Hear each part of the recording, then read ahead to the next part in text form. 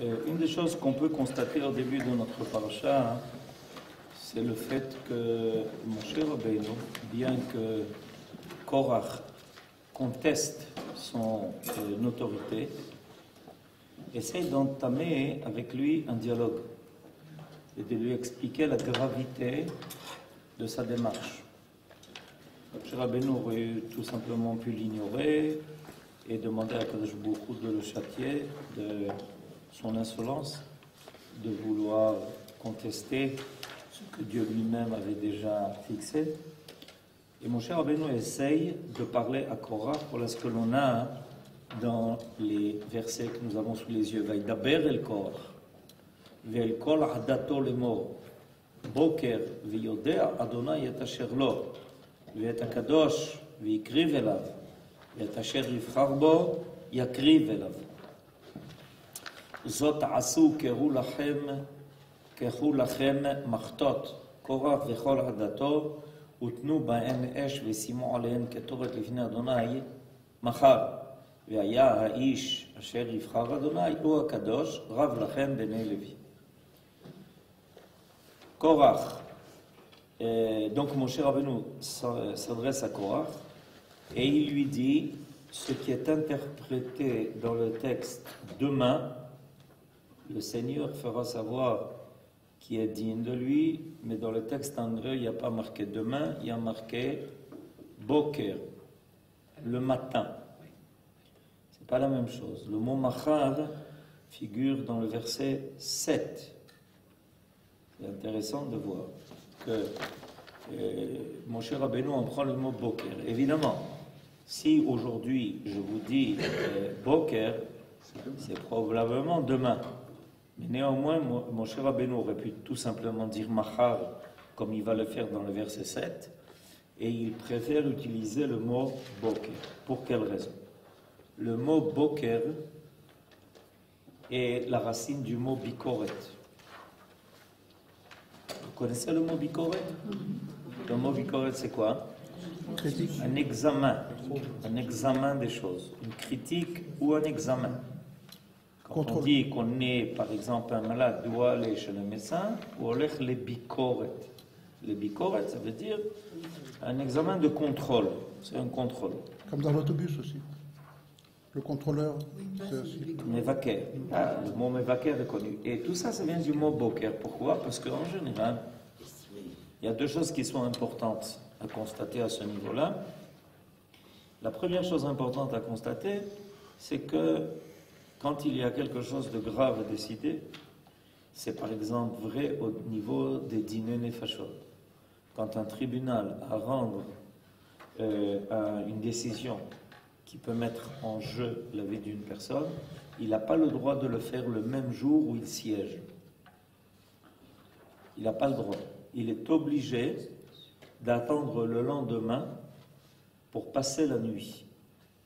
Parce que le fait d'attendre jusqu'au lendemain matin permet de calmer les esprits, permet de mettre les choses en place, permet une bikoret. Le boker permet une bikoret. Sans compter que le boker fait évidemment allusion au renouvellement de la lumière. Il faut faire la lumière sur les choses.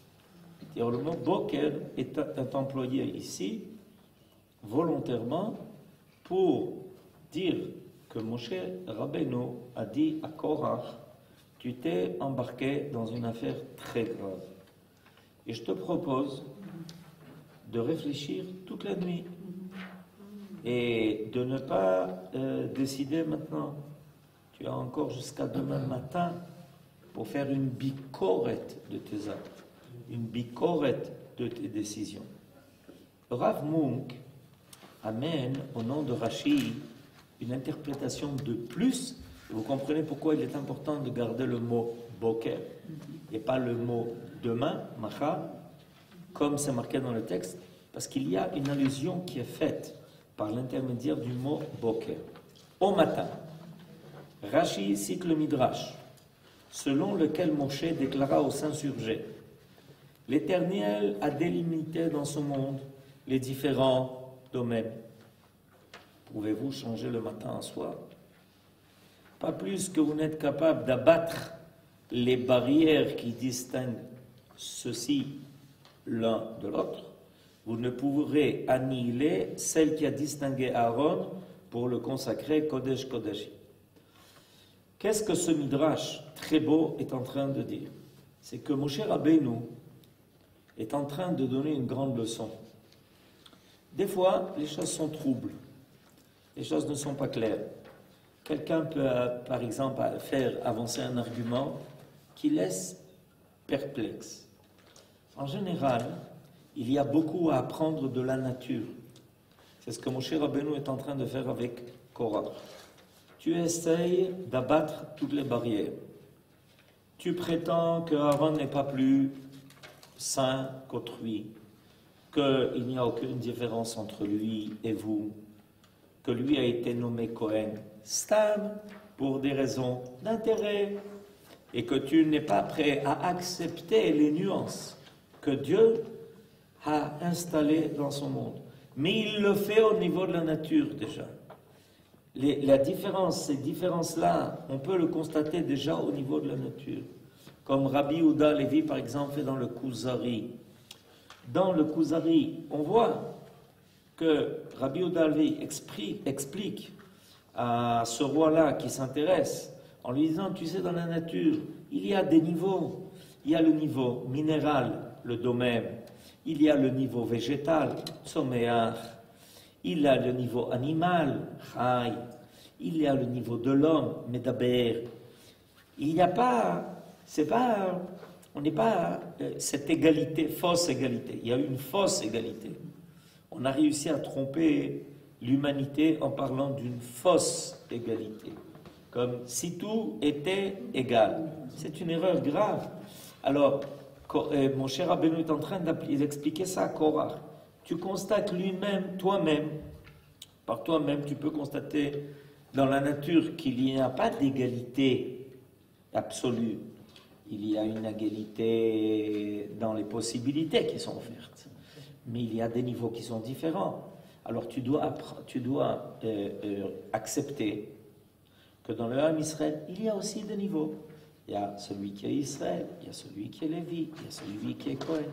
Ce sont des limites qu'Akadosh Baruch Hu a volontairement placées dans le cadre du peuple parce que ça dessert quelque chose. Si Rashi cite ce Midrash, c'est parce qu'au début de la paracha, il affirme que cette paracha est particulièrement bien expliquée dans le Midrash Tanhuma. Il montre de la sorte pourquoi il ne s'en tient pas ici à sa méthode habituelle d'interprétation littérale du texte. Vous savez que Rashi annonce que l'intention de son pérouche sur la Torah est de parler du pshat. Mais on remarque que de temps en temps, Rashi ne se contente pas du pshat, qu'il amène le midrash. Et quand Rashi amène le midrash, c'est parce que le midrash, en réalité, est plus explicite que le pshat. Rashi expose donc Korah et sa faction aurait bien pu comprendre qu'il est aussi peu possible d'annuler la situation de fait que constitue la distinction dont Aaron a été l'objet, que de supprimer les différences existant entre le matin et le soir. C'est changer la nature des choses. C'est une décision qui est d'ordre divin. L'homme ne peut pas imposer à la nature ce que Dieu a décidé par sa propre volonté. Et de la même façon, au niveau des hommes, il y a des distinctions. Ça ne empiète en rien sur la valeur de chacun. Mais ça laisse comprendre que chacun a un rôle à jouer. Et essayer de rentrer dans le domaine du rôle de l'autre, c'est commettre une chose aussi grave que d'essayer d'éclairer la nuit par le soleil et le jour par la lune. C'est quelque chose qui est impossible. C'est ce que mon cher Rabbeinu est en train d'expliquer à Korah. Il est impossible de modifier quoi que ce soit dans la division d'Israël en Kohanim, Lévi'im, Israélim, etc., etc. Il y a des distinctions et elles ont un rôle. Cette graduation des choses permet à tout le monde de s'élever. Parce que c'est comme une chaîne qui est tirée vers le haut. Les Kohanim tirent vers le haut ceux qui sont en dessous d'eux, les Lévi'im qui tirent vers le haut les Béné Israël, etc., etc.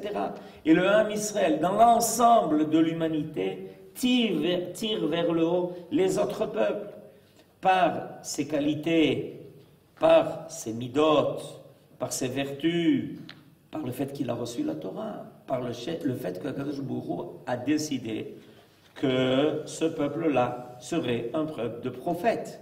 Ce n'est pas quelque chose d'égoïste, c'est quelque chose au contraire qui va permettre une graduation qui va aider à faire grimper l'ensemble de l'humanité vers le haut, comme une chaîne. Ok, le maillon qui est tout à fait en haut tire une chaîne qui tire le dernier maillon qui est en bas de la chaîne. Et si tous les maillons de la chaîne étaient au même niveau, il n'y aurait rien qui permettrait de tirer vers les choses vers le haut. Ça amènerait une situation médiocre, une situation de stagnation. Une stagnation. Et il y a des gens qui sont très intéressés par ça. Et on a vu que quand dans l'humanité il y a une philosophie qui s'est propagée de prétendre qu'il y avait une fausse égalité, pas une égalité, elle est fausse, c'est une fausse égalité. Finalement, qu'est-ce qui est arrivé? Il y a une dégénération terrible de la société, parce que personne ne voulait endosser la responsabilité de tirer vers le haut. Vous comprenez? Okay. Et pourtant, il y a un paradoxe, parce qu'Hachem a créé l'homme à égalité pour chaque homme, avec 2 yeux, un nez, une bouche, 2 mains, 2 pieds. Il y a cette égalité-là qui est donnée à l'homme au départ. Pourquoi c'est un paradoxe? Parce qu'il y a une base fondamentale. Égale. Oui, ça c'est la vraie égalité. On doit s'occuper de chacun, des forts, des faibles, des handicapés, des gens qui sont en bonne santé, de tout. Il y a un niveau d'égalité qui existe. Le faux niveau d'égalité, c'est quand on ne veut pas qu'il y ait de chefs, qu'il n'y ait pas de gens qui soient plus gdoshim que les autres, et que personne ne serve d'exemple pour élever les autres. C'est terrible, c'est une situation terrible. Quand on a dit que tout le monde était égal de façon totale, ce qui en est arrivé, c'est une société qui n'a progressé en rien. Tout le monde le reconnaît aujourd'hui, tout le monde est conscient de cela. C'est quelque chose qui paraît tellement évident. Or, Korach est en train d'essayer de prétendre qu'il n'y a pas de différence de niveau, que tout le monde peut être Kohen Gadol. C'est une erreur qui est très grave, ça. Tout le monde ne peut pas être Kohen Gadol. Tout le monde n'est pas de la descendance de la lignée de David. Il ne faut pas se faire d'illusions. Il a reçu pour ça des qualités particulières, le roi David, qui lui ont permis d'être le roi d'Israël et de faire ce qu'il a fait. Alors en général, ce qui se passe, c'est quand on veut imposer une pseudo-égalité, ce qui se passe, c'est qu'on est prêt à prendre la pseudo-égalité pour les droits que ça donne, mais pas pour les devoirs que ça impose. Voilà. À ce niveau-là, on est prêt. Égalité au niveau des droits, mais au niveau des devoirs. Au niveau des devoirs, que lui le fasse. Qu'est-ce qui est arrivé, par exemple, dans la Russie communiste? C'est arrivé quelque chose de très simple. C'est que personne n'a voulu travailler. On était bien à vouloir manger à égalité, ce qui n'a jamais été réalisé. D'ailleurs, il faut que vous le sachiez. Ça n'a jamais été réalisé. Dans la Russie communiste, il y avait des gens qui avaient des droits très particuliers. Ceux qui proclamaient l'égalité, à voix basse disaient « pour les autres », pas pour nous. Et ils avaient tous des droits très particuliers. Mais en plus de ça, cet état d'esprit de fausse égalité a amené que personne ne voulait travailler. Pourquoi me fatiguer et pourquoi faire des efforts pour que l'autre en profite, parce que lui, il fait aucun effort. La fausse égalité, c'est une égalité qui amène à une volonté d'avoir tous les droits à égalité, mais pas des devoirs à égalité. Alors, et vous comprenez qu'est-ce qui arrive à une société où tout le monde veut avoir les mêmes droits sans avoir les mêmes devoirs? Ça cloche. Parce que pour assumer les mêmes droits, il faut avoir les mêmes devoirs. On veut bien que le Kohen Gadol prenne le danger de rentrer dans le Kodesh HaKodeshim le jour de Yom Kippourim. Ça, hein, on est prêt qu'il fasse pour nous le travail de la kapara, etc. Et on veut être Kohen Gadol pour les droits que ça donne. Ça ne marche pas. L'un ne marche pas sans l'autre. Si on veut des droits égaux, il faut aussi savoir que ça impose des responsabilités immenses. Rav, s'il vous plaît, deux points.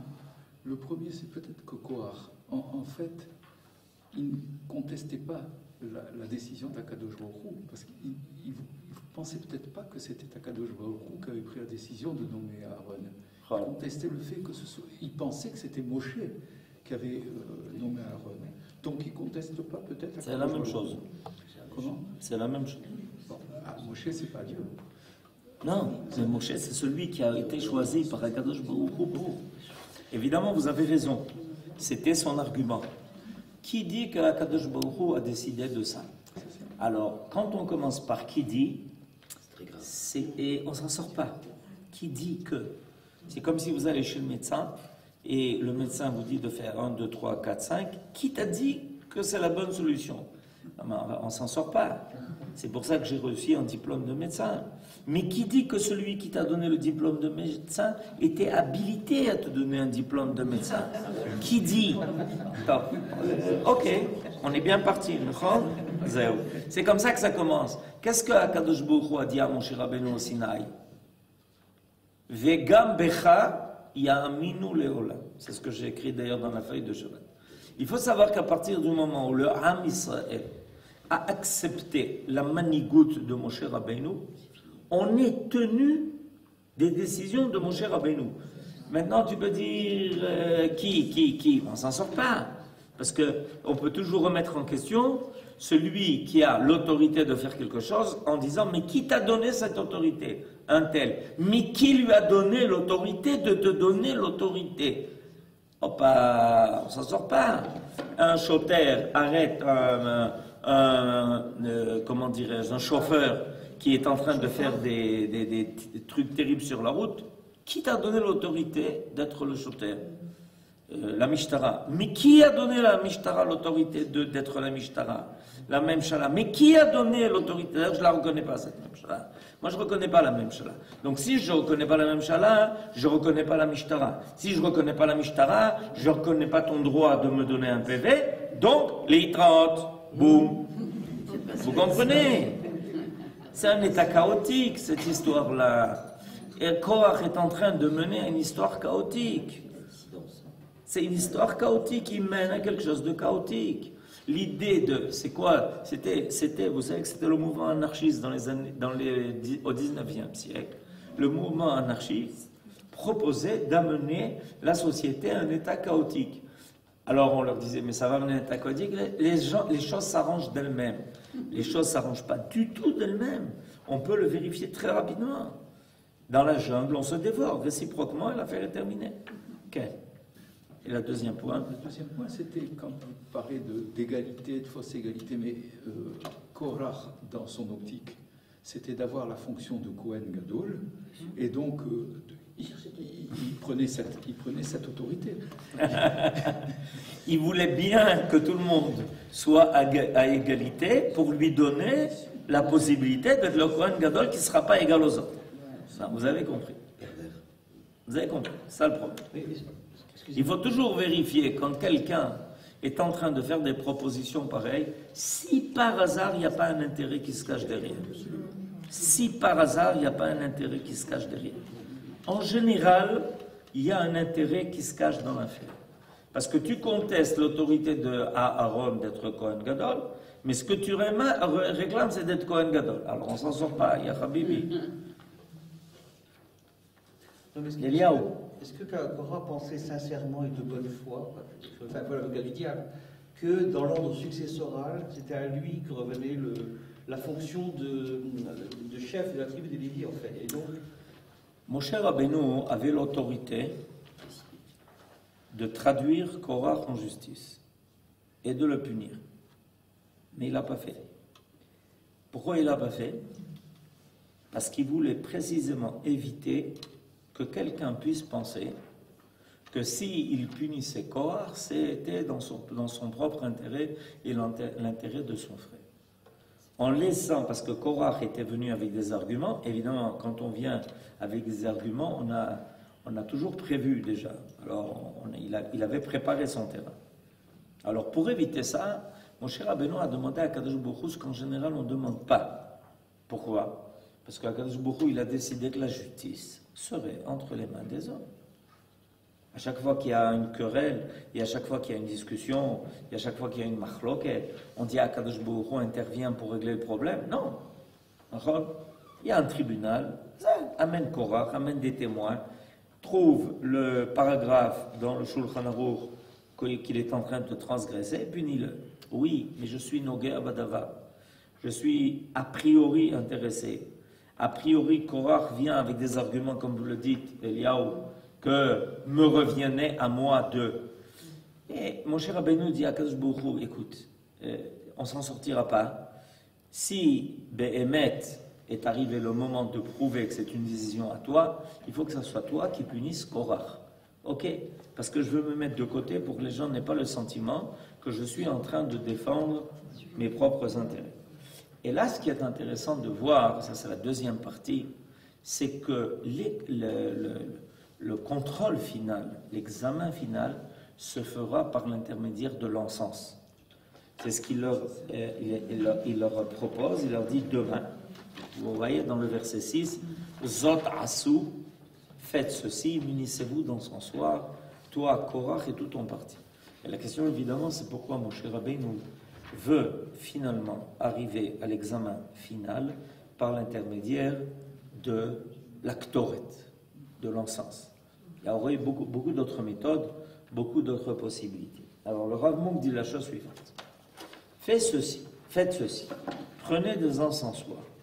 Moshe les a mis sévèrement en garde, parce qu'il ne voulait pas leur perte. Moshe Rabbeinu ne voulait pas au départ la perte de Korach et des 250 qui l'accompagnaient. Un chef, il ne veut pas la perte de aucun de son peuple. Il essaye d'éviter ça au maximum. Alors il les a mis en garde devant la gravité de l'épreuve qui allait suivre. Selon Rashi, en effet, pourquoi leur a-t-il dit cela? C'était pour leur expliquer. Chez les païens, les Ovdei Avodah Zara, il y a de nombreux prêtres qui se réunissent dans la même maison. Par exemple, à l'époque de Eliyahu Hanavi, il y avait 400 prêtres idolâtres. Il était seul en face de 400. Alors il a dit, alors vous venez comme ça en masse. En masse. Toi, Korach, tu as rassemblé 250 pour faire de l'effet. Chez l'Ovdei Avodah Zara, c'est comme ça que ça marche. Quant à nous, nous n'avons qu'un seul Dieu, une seule arche, une seule Torah, un seul autel et aussi un seul Kohen Gadol. L'idée de l'unité et de l'unicité apparaît chez nous. Et vous voulez, vous instituer 250 grands prêtres qui offrent la Ktoret, comme à Yom Kippourim. Et c'est pour ça qu'il leur donne l'idée de la Ktoret. Pourquoi? Parce que Yom Kippourim est le seul jour dans l'année où on offre la Ktoret un seul homme. Dans le Kodesh HaKodashim, une fois dans l'année, un jour dans l'année, pour servir de kapara. Alors essayez de réfléchir à ça. La Torah nous dit de faire offrir la Ktoret par un seul homme, pour servir un seul Dieu, dans un seul Mikdash, un seul jour dans l'année, c'est marqué dans la Torah, Echad Bashana. Qu'est-ce qui vous arrive Vous êtes passé de l'unité à un régime pluraliste. Et vous voulez, vous instituer 250 grands prêtres. Moi, je veux bien, mais c'est une conséquence directe du monothéisme que de n'avoir qu'un seul chef en face de l'Éternel, qui est seul Dieu sur la terre et dans les cieux. Kohen Gadol Echad, Moul Hashem Echad. Après donc les avoir avertis qu'il n'y aurait qu'un seul élu, Moshe leur fit part des graves atteintes que peut provoquer la Ktoret. Vous allez effectuer là un service précieux entre tous, puisque l'encens est ce qu'il y a de plus cher à Dieu parmi les sacrifices. Mais il contient un poison par lequel Nadav et Avihu ont péri brûlés. Vous vous rappelez pas ce qui est arrivé? Vous vous rappelez pas? Mon cher Rabbeinu est en train de leur rappeler l'histoire de Nadav et Avihu. Et vous voulez recommencer. Et c'est pour ça qu'il leur a dit d'amener la Ktoret, pour qu'ils aient le sentiment qu'ils sont en train de faire une démarche qui est extrêmement grave, extrêmement dangereuse, qui a déjà brûlé d'autres. C'était l'idée. Or, l'homme que distinguera Akadosh Baruch Hu est déjà dans son état de sainteté. Lui peut faire ça. Et il ne sera pas atteint parce qu'il a déjà la Kedusha qui lui permet d'assumer cette fonction, d'être en présence de la Ktoret. La Ktoret, c'est quelque chose d'extrêmement fort qui met à l'épreuve celui qui l'offre. Si la personne convient, ça l'élève. Si la personne ne convient pas, c'est comme un médicament. Il y a des médicaments extrêmement forts. Si ça convient, ça fait guérir. Si ça ne convient pas, ben, ça supprime. Vous comprenez? C'est ce qu'il est en train de leur dire. Or, Aaron a cette qualité de la Kedusha qui lui permet d'affronter le principe de la Ktoret.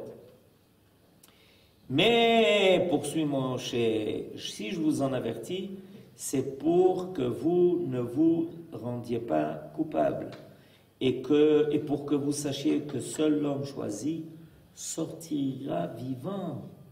Dans cette affaire, vous savez que le Kohen Gadol, même le Kohen Gadol, quand il rentre le jour de Yom Kippur dans le Kodesh HaKodeshim, rien ne l'assure à l'avance qu'il en sortira en bonne et due forme.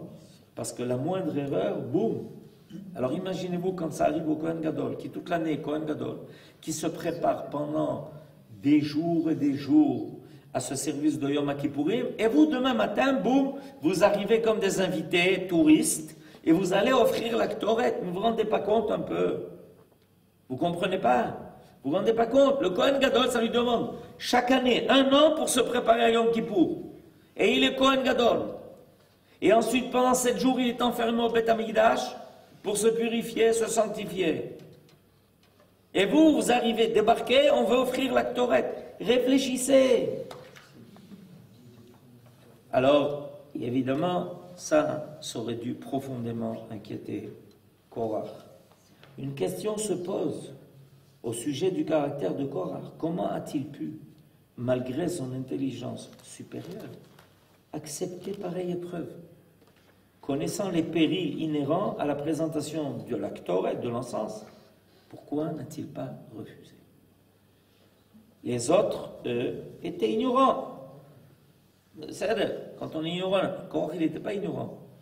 Korach, c'était un homme gadol meod. Mais Korach, or celui-ci avait une raison particulière de se laisser aller à cet acte insensé. Dans son esprit prophétique, il voyait une grande lignée issue de lui, à commencer par Shmuel, qui à lui seul valait autant que Moshe et Aaron réunis, on le dit ce soir, dans les psukim de Kabbalat Shabbat. Il s'est dit alors que grâce à lui et aux 24 groupes de Lévi'im, de garde, descendants de ses petits-enfants, tous prophétisant avec le roi HaKodesh, il serait personnellement sauvé. Est-il possible, pensait-il, qu'avec le si grand mérite que me vaudra ma descendance, je reste silencieux? Aussi s'associa-t-il aux autres et accepta l'épreuve, dont Moshe annonçait que tous allaient périr à l'exception d'un seul survivant. De fait, Korach n'avait pas correctement entrevu l'avenir. Il ne prévoyait pas que ses enfants feraient tchouva. C'est-à-dire qu'en réalité, Korach s'est attribué les mérites de ce qui allait se passer avec sa descendance. Il a oublié une chose, c'est que finalement la réussite de sa descendance provenait du fait que sa descendance, elle, a fait tchouva. Alors ça l'a fait plonger dans le précipice, en croyant qu'il était invulnérable. Il voyait que de lui allait sortir Shmuel, imaginez-vous un peu, il était capable de sentir ça, de comprendre ça. Et il s'est dit, s'il sort de moi Shmuel, Moshe et Aaron, Shmuel, qu'est Moshe et Aaron, je suis tranquille. Et ça, c'est une erreur grave. En réalité, la réussite de ta descendance ne te donne aucun droit de plus. Au contraire, tu aurais dû te sentir encore plus responsable, parce que plus on prévoit pour quelqu'un une place de marque, de choix, plus ça doit augmenter son sentiment de responsabilité. Et Korach n'a pas pris compte de cela, il pensait qu'il était protégé par tout ce qui allait sortir de lui, et ça a été son erreur. Toujours est-il qu'il y a beaucoup à apprendre de cela, et finalement, malheureusement, c'est une épreuve qui a été extrêmement difficile. Il ne faut pas s'imaginer, le Ham Israël a été secoué de cela. Comme toujours quand il y a une grande querelle au niveau public, le Ham Israël est secoué de cela, parce on voudrait tellement que finalement aboutisse cette situation où tout le monde comprenne la valeur que chacun a et du rôle qu'il a à remplir, et qu'on n'essaye pas de prendre le rôle de l'autre. Yitro avait déjà dit à Moshe Rabbeinu, il faut tout organiser. כדי שהכל יבוא על מקומו בשלום. אמן כן יהי רצון.